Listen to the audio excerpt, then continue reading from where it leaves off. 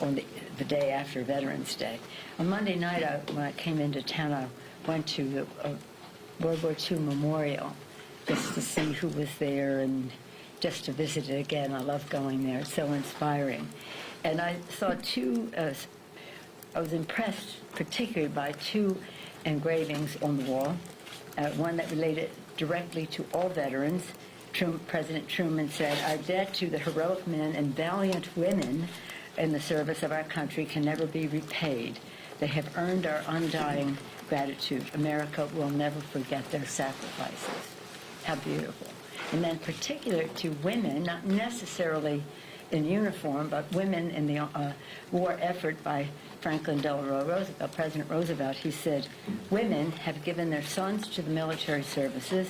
They have stoked the furnaces and hurried the factory wheels.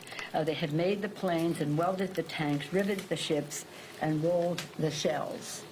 That in addition to serving in the military. So again, we honored the men and women in the war effort on Monday with our 9 bills. In terms of increasing paychecks, we are today and tomorrow, considering the Export-Import Bank, which creates nearly 2 million American jobs in all 50 states. Over the last decade, it has created over 2 million jobs. It is very important legislation. There will be it shouldn't even be a partisan issue, and sometimes in the past it has not been. There will be an attempt by some to say XM should not be doing any business with China, and I modestly say that I take second place to no one in the Congress for over 30 years of fighting China on their trade policy, on their human rights policy, on their proliferation policy. And there are restrictions in the legislation about government-owned industries and the rest of that. However, again, as critical as I am of China's policies, by some accord they advertise me as the most hated person in China, something that I take with great pride because of my fight for human rights in China, whether it's Hong Kong, whether it's Tibet, whether it's Beijing, or whether it's the Uyghurs, the Muslims in education camps. Nonetheless, they should not use that as an excuse to not pass the XM Bank, and I will speak to that on the floor. In the same token of globalization of the economy, we are moving positively in terms of the U.S.-Mexico-Canada agreement. Again, it all comes down to enforcement, enhancement too, but enforcement. I do believe that if we can get this to the place it needs to be, which is imminent, that this can be a template for future trade agreements, a good template. And then again, in terms of the financial well-being of America's working families, we are working on H.R. 3, our legislation to lower prescription drug cost, and hopefully we will be bringing that to the floor soon. Next week, we will vote on the continuing resolution to fund the government. We passed our appropriations bills, making smart, strong investments in the health, education, economic security, and well-being of America's families. Sadly, the GOP Senate has not done its job yet. Soon, again, now another area in terms of legislation, we'll be bringing the Voting Rights Act, H.R. 4. H.R. 3 is health care, reducing the cost of prescription drugs. H.R. 4 is the Voting Rights Act. We're close to closure on that, and certainly hope that that will be finished in this session of Congress. So as I say, we legislate, we investigate, and I'll get to that in a moment, but we litigate. And on the litigation front, yesterday, Congress and the rule of law had an important victory as the courts once again resoundingly reaffirmed Congress's authority to conduct oversight of the executive branch on behalf of the American people. Sadly, we have a president who does not believe in the separation of power, says that Article 2 says he can do whatever he wants. It does not, and he cannot without oversight from Congress and respect for legislation passed by the Congress.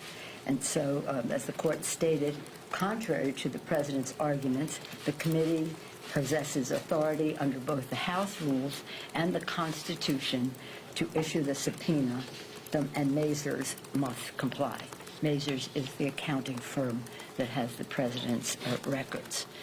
We'll see how that goes, the accommodations back and forth in the next few days. But according to the decision, they're supposed to release the information in 7 days. It may be that we extend an accommodation to them for longer, but that remains to be seen by the committee and our lawyers. On the investigation front, yesterday, it was a very somber, prayerful day. I thought it was a successful day for truth.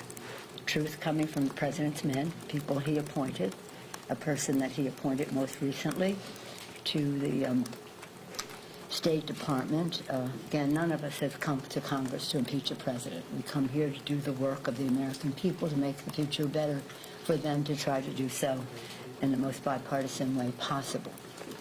Find our common ground where we can, stand our ground where we cannot.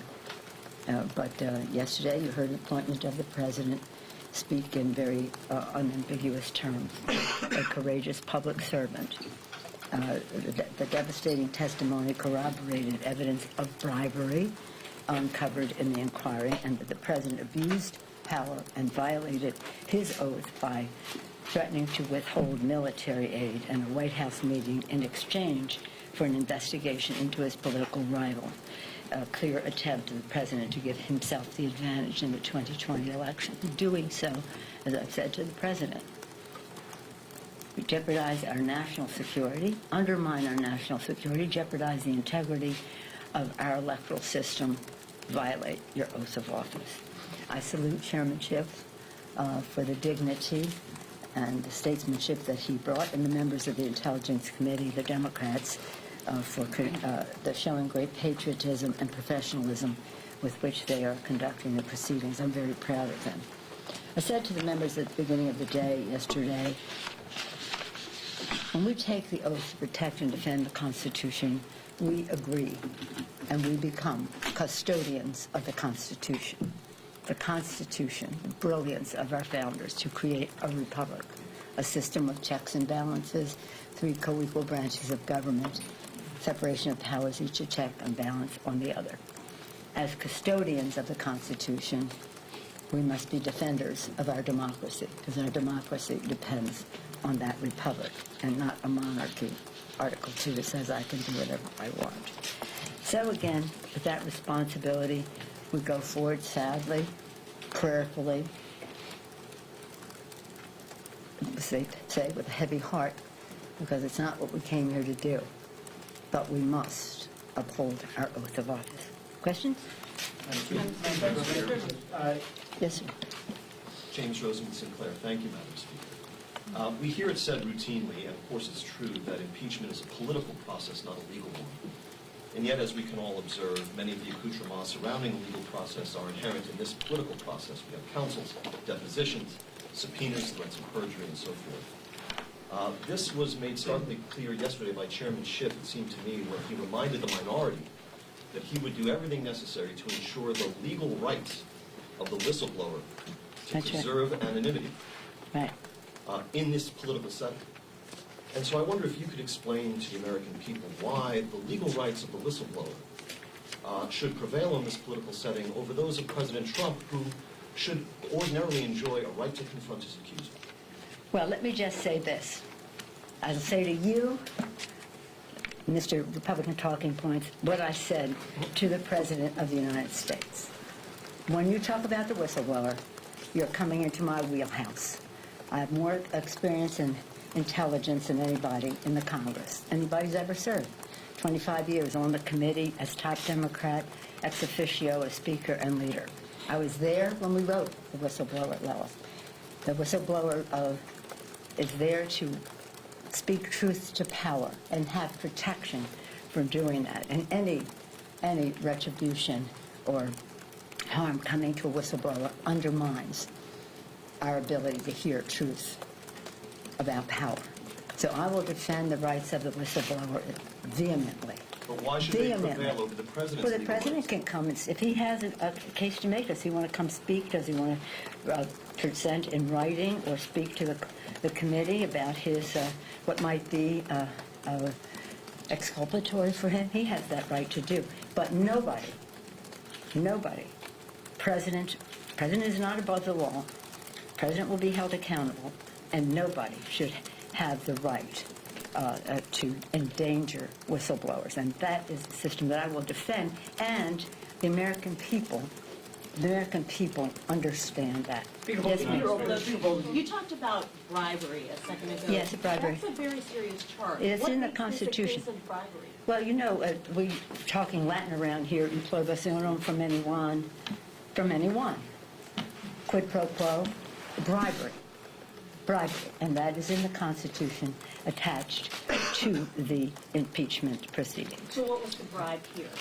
The bribe is to grant or withhold military assistance in return for a public statement of a fake investigation into the elections. So could we That's be looking that's at, bribery. Yes. Could we be looking at an article of impeachment?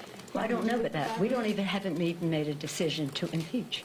That's what the inquiry is about. And when the committees decide that, and they will decide what the articles are. But I am saying that what is the president has admitted to and says it's perfect, I said it's perfectly wrong. It's bribery. You've talked in the past about the importance of the public being along on the idea of impeachment, of bringing the public along. Do you think yesterday the witnesses, your members, the questioning was effective in convincing the public this is a worthwhile thing to pursue? Well, look, first and foremost, we have a responsibility to honor our oath of office, to protect and defend the Constitution from all enemies, foreign and domestic. And that is our responsibility. The clarity for the public to understand what is there, it wasn't as clear, in my view, when you say obstruction of justice, obstruction of justice, obstruction of justice 11 times in the Mueller report. That is justification enough for inquiring into an impeachment. This had a story, a narrative about the president threatening to grant or withhold certain privileges, certain military assistance voted on by the Congress to Ukraine, which is in our national interest to do so because they were fighting the Russians. They've already lost over 11,000, 12,000, 13,000 people fighting the Russians. That's why I say all roads lead to Putin. Putin benefited from our not any holding up of that foreign military assistance. Putin benefited by the action taken by the president vis-a-vis Syria and Turkey because they wanted a stronger stronghold in the Middle East, and the president gave them that. Putin benefited from the president's comments about uncertainty about our support for NATO. Putin benefited. The list goes on. I won't even go into the elections. Just those three, because they're the three I have mentioned to the president when I have said, with you, Mr. President, all roads lead to Putin. You kept saying that you haven't really decided whether to move We forward. haven't. That'll be up to the committees to decide. But do you believe that yesterday's testimony from Bill Taylor and George Kent at all moved the needle for Democrats more towards articles of impeachment? This isn't about for Democrats. This is for the American people. This is about patriotism. It's not about politics, Democrats, Republicans. It's not about anything political. It's about patriotism. It's about honoring our oaths of office and to uphold the Constitution, and the Constitution spells out what our responsibilities are and what our penalties are. And yesterday, I do believe the truth will set us free. And so the truth coming from the president's own appointee, describing bribery and threatening, in the course of it, threatening the identity of the whistleblower was just shameful behavior on the part of the Republicans. Yes, ma'am. I wanted to ask you, you said USMCA is imminent. How do you think AFL-CIO is poised to respond if the implementing bill is going to be considered in the House? Well, we have shared values with the AFL-CIO and believe that the growth of our economy is blessed with more participation from collective bargaining, workplace safety, all of that. So I think we will have we'll see what the implementation is, what that is, and the enforcement is, and I think it will be a value that is shared by our friends in labor as well as the Democrats in the Congress. So we're in a good place. We as I say, I want this to be a template for future trade agreements so that the work that we put in here will not only have a benefit in the U.S.-Mexico-Canada agreement, but for the globalization discussion in general. And so what we'll have to do is, as soon as we come to conclusion, is to have the implementing language written, and we have an idea of what that would be. So I think I'd like to see us get it done this year. I mean, that would be my goal. I don't imagine that it would take much more in the Senate to pass. I mean, some of our legislation we're going to pass this year, but we don't know what happens in the Senate. I would hope that they would move quickly with this. Speaker, I believe that personally. Chad? Thank you. Thank you. You say that the House has not obviously decided That's right. to pursue impeachment yet. That's right. But when we see the hearing yesterday, Right. a lot of questions about impeachment. You talk about three distinct things: bribery, abuse of power, things that could go into articles of impeachment. Why would the public not think that the House is dead set on a course to impeach the president when all of this milieu is going on? Well, all this milieu is a seeking of the truth. It's called an inquiry. And if the president has something that is exculpatory, Mr. President, that means you have anything that shows your innocence, then he should make that known. And that's part of the inquiry. And so far, we haven't seen that, but we welcome it. And that's what an inquiry is about. Do you think that there is a way, considering all that they're doing and all the hearings and all the depositions that are coming, that there's any way that the House could not impeach with all of this work regardless? Perhaps you have not heard me when I have said, this is something we're do with a heavy heart. This is very prayerful. Because impeaching is a divisive thing in our country. It's hard. And the place that our country is now, it's not a time where you go to 70% when President Nixon walked out of the White House. It wasn't there before he left. Even 2 weeks before he left, it wasn't there until the other shoe fell and he walked out the door. And by the way, what President Trump has done on the record in terms of acting to advantage a foreign power to help him in his own election, and the obstruction of information about that, the cover-up, makes what Nixon did look almost small. Almost small. But again, an inquiry is an inquiry, and people come in and you hear what they have to say. Next week, some of the Republican suggestions of witnesses will come in, and we'll hear what they have to say. But this is not something that you take lightly, and you make a decision as you go along. One last question. Yes, sir. Madam Speaker? On the CR, it's going to come when you guys I'll are do your next. passing, when these hearings are still going on. I'm curious, if you've been negotiating the continuing resolution, these spending Yeah. bills, what's been the working relationship with the White House? I mean, have they been involved in this process? I guess the adage of walking and chewing gum at the same time comes to mind. I'm not a gum chewer, but I do eat a lot of chocolate as I walk around here. We obviously, the president, the four House, Senate, Democrats, Republicans, and the White House we all have to come to an agreement. And left to our own devices, the appropriators that come from the culture of appropriations and intelligence, that's where I was forged in the Congress, both places that, by and large, when I first started there, were not particularly partisan.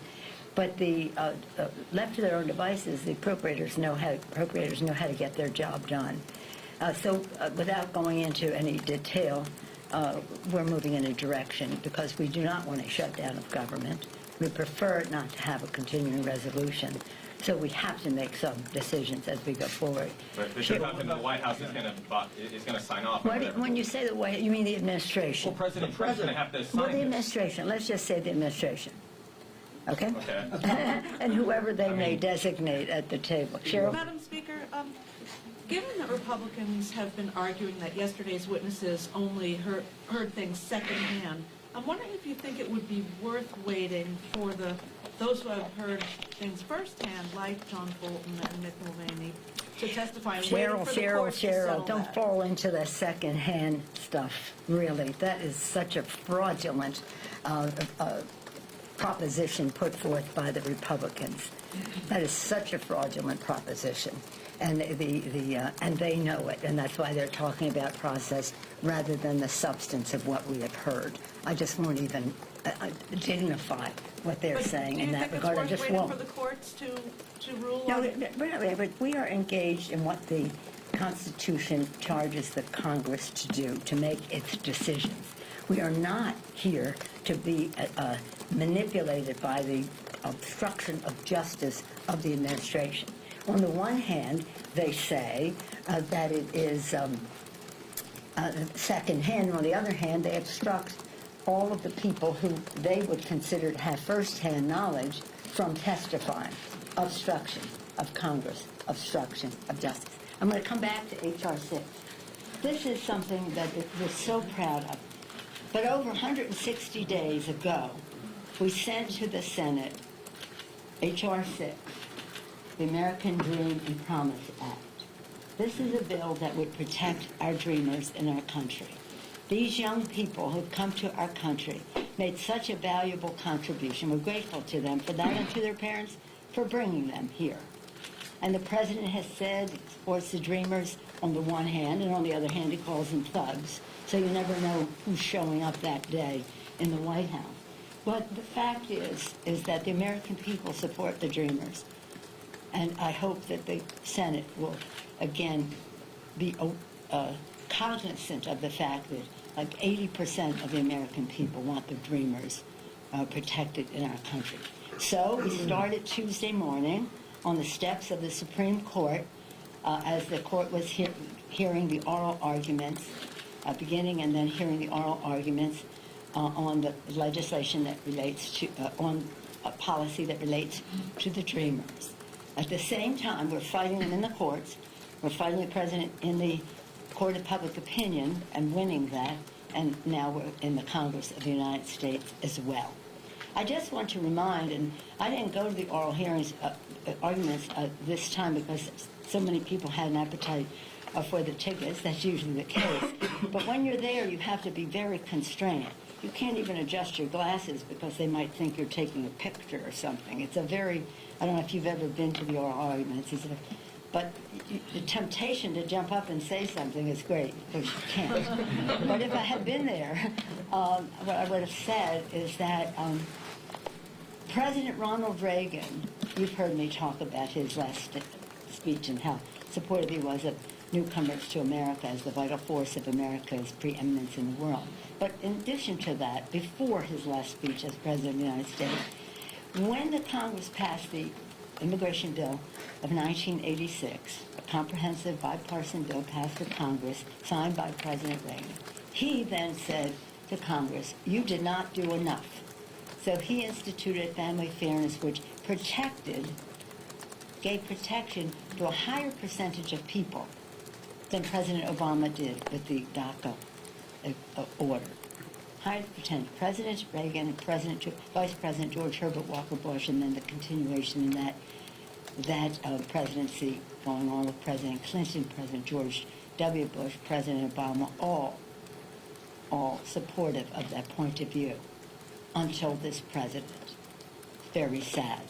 So I would hope that the court would, President Reagan's decisions were upheld by the court. I would hope that this court would use that as precedent. But we'll see. We don't know. I've heard different versions of how people interpreted what one judge said, another judge said, and the rest. But I do know one thing, that if the court supports President Trump on this, they will be doing great harm to hundreds of thousands of people and families in our country, and I hope that pain will be a part of their consideration, because they have to consider the impact, and I hope that they will understand the blessing to America that our newcomers are. And I hope that the Senate will pass H.R. 6. Thank you.